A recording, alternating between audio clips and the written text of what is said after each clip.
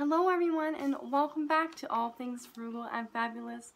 Today I have some tips and tricks to help save money in the kitchen, but before I start with those, I have a very exciting announcement for you. I now have a P.O. box so that we can write each other and keep in touch that way. I've been wanting to do this for a long time, and I've also been requested and asked if I had one for a very long time now. So finally, here it is. I'm going to tell you what it is, and then I'll also write it out in the description box below. So it is P.O. Box 69064, Winnipeg, Manitoba. It's in Canada. And the postal code is R3P2G9. So there you have it. I am so excited for this. I can't wait to see and write to you guys. And I can sit and write in my bed before I go to bed. And yeah, I'm just so excited. Okay, so let's get started with the video. The first one is if you have a dishwasher, when you're using it, turn off the hot, dry, sanitize option. I have that on mine. I just turn it off, and yes, your dishes don't come out like super dry or anything. You just have to dry them. But it does save quite a bit of energy, and also if you have plastics in there, it won't melt them. So that'll save in multiple ways, because I've accidentally had it on, and I've had like a plastic measuring cup and it completely shriveled. So that's the first one. The next one is if you're washing in the sink, the regular way of doing dishes, you can wash with warm to cold water. You don't need to use hot water, although I personally like to rinse my dishes quickly with a hot rinse, just quickly. But with washing, I just use warm water. And to go along with that, if you do have a dish that has stuck on food, I don't spend a lot of time and water scrubbing it. I just fill it with water and I let it sit, maybe even overnight, or and then just wash it in the morning. That way you're not wasting a ton of water by having it run and you're standing there scrubbing for like an hour trying to get everything off. It's just way easier. That's what I always do, and it always works. The next one is to portion out your meat and pre-cut and freeze your meat so that they are ready to go. And this doesn't just go for meat. It can go for basically anything: fruits, vegetables, you know, if you buy cookies, and even flour. If you buy a ginormous thing of flour, you can freeze half of it and have some of it out if you don't use a lot of it at a time. The next one is make large amounts of meals so that you can freeze leftovers for another meal, or you can use it for the next day for lunches or for another supper.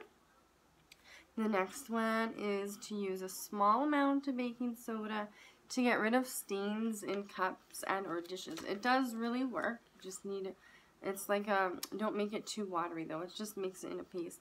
But what I have found for teapots, since you can't really get into the spots, I just use bleach. I put just, you know, maybe a tablespoon of bleach or so, and I fill the teapot up and I let it sit for maybe an hour, depending, and then it's sparkling clean. There's no stains left. It's amazing. So because you can't, it's really hard to get inside teapots, so I just use bleach for that. The next one is to clean, instead of throwing away your scrubbies and your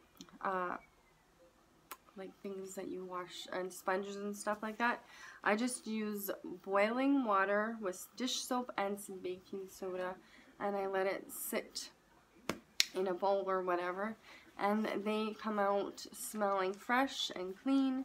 And if there's some debris, I try to pick out as much as I can, and they are good as, well, maybe not new, but they're good to use over again, and you don't have to worry about bacteria or anything like that. The next one is I save bread bags or any type of small bags that I get and I use it for portioning, again, my meat, or now I use them for diapers, but you can use them, there's a lot of uses for small bags. And the next one is to save your grocery bags. You can use those for garbage liners if you have a garbage bin, but instead of buying them, I've never had to buy garbage bin liners. There's also so many ways to reuse your garbage bags. You can even braid them and make them into rugs. Like, there's all kinds of ways to reuse them. You don't need to throw them away. The next, to clean my microwave, because there's a lot of stuck on food. Sometimes you just boil a bowl of water with some lemon or citrus essential oil, or even just soap with baking soda in there for 1 to 2 minutes to get the steam, and then you just wipe your microwave clean. It's a lot easier than, again, sitting there trying to scrub it for hours. Or maybe hours is exaggerating, but you know what I mean. The next one is, again, using your microwave.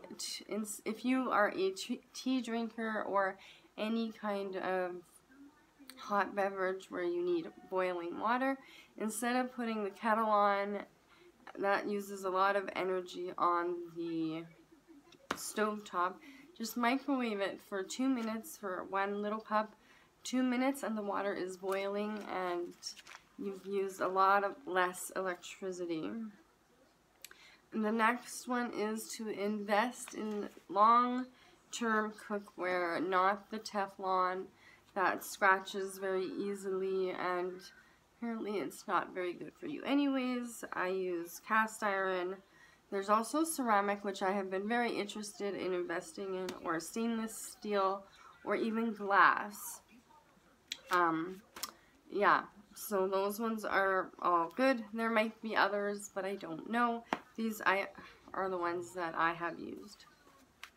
And the next one is for use of the fridge.